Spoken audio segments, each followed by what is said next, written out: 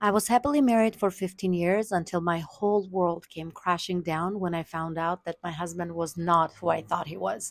This is part three of my story. One day, my prayers were answered, and he told me that he had fallen in love with a girl who was 18 years younger than him. I still call that girl my angel because she gave me my freedom. The next month became the most confusing and contrasting time of my life. We decided that while I looked for another place to move with our kids, he would keep our lives separate. I didn't mind him being with her, but I didn't want to hear anything about them. I asked him not to pick up his phone when they were together. He would not only pick it up, but he would put me on the speaker when I called so that I could hear them both. They even made jokes and laughed while I was on the phone. I had to hang up. It was so hurtful to me. He would also constantly talk about her and their relationship. I didn't understand why he did that.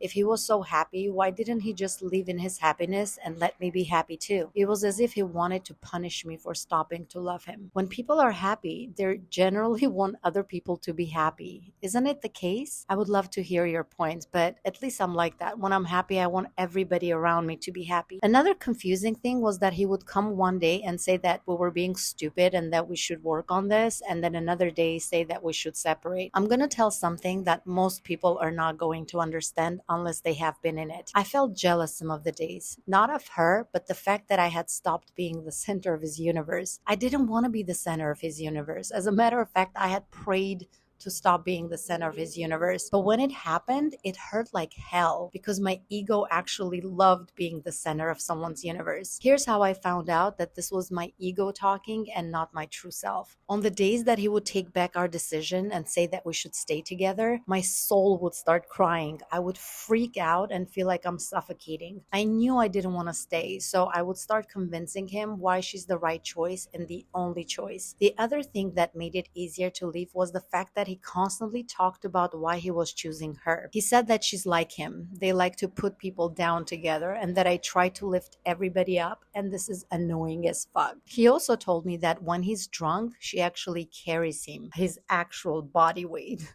while I let him deal with the consequences of his choices. This was the best thing he could ever tell me because it was the final confirmation I needed to know that I was doing the right thing. I left on Father's Day 2021 and I never looked back. Unfortunately, the story doesn't end here. It's just beginning. So buckle up, my friend, and come for part 4.